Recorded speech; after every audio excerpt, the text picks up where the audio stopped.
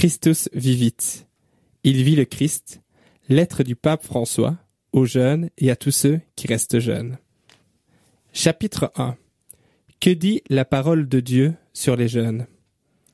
Recueillons certains trésors des Saintes Écritures où, à plusieurs reprises, on parle des jeunes et de la façon dont le Seigneur va à leur rencontre. Dans l'Ancien Testament, à une époque où les jeunes comptaient peu, certains textes montrent que Dieu a sur eux un autre regard. Par exemple, nous voyons que Joseph était presque le plus jeune de la famille. Toutefois, Dieu lui communiquait de grandes choses en rêve, et il a dépassé tous ses frères dans les tâches importantes lorsqu'il avait environ 20 ans. En Gédéon, nous reconnaissons la sincérité des jeunes, qui n'ont pas l'habitude d'édulcorer la réalité. Quand on lui a annoncé que le Seigneur était avec lui, il a répondu : « Si Yahvé est avec nous, d'où vient tout ce qui nous arrive ?»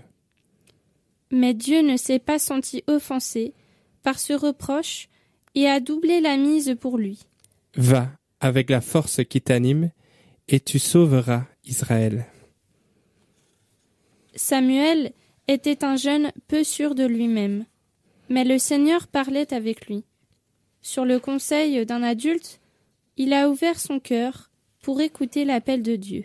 « Parle, Seigneur, car ton serviteur écoute. » C'est pourquoi il a été un grand prophète qui est intervenu en des moments importants pour sa patrie. Le roi Saül, lui aussi, était jeune quand le Seigneur l'a appelé à accomplir sa mission. Le roi David a été choisi alors qu'il était un jeune garçon. Quand le prophète Samuel était à la recherche du futur roi d'Israël, un homme lui a présenté comme candidat ses enfants aînés et les plus expérimentés. Mais le prophète a fait savoir que l'élu était le jeune, David, qui gardait les brebis. Car l'homme regarde à l'apparence, mais le Seigneur regarde au cœur. La gloire de la jeunesse était plus dans le cœur que dans la force physique ou dans l'impression que l'on donne aux autres.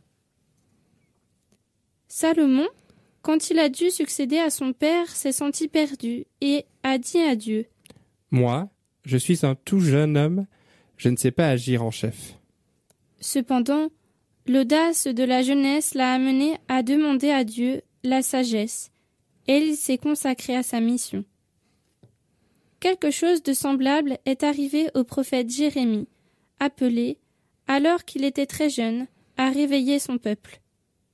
Dans son désarroi, il a dit : « Ah, Seigneur, vraiment, je ne sais pas parler, car je suis un enfant. » Mais le Seigneur lui a demandé de ne pas dire cela, et il a ajouté : « N'aie aucune crainte en leur présence, car je suis avec toi pour te délivrer. » Le dévouement du prophète Jérémie dans sa mission montre ce qui est possible si le courage de la jeunesse s'allie à la force de Dieu.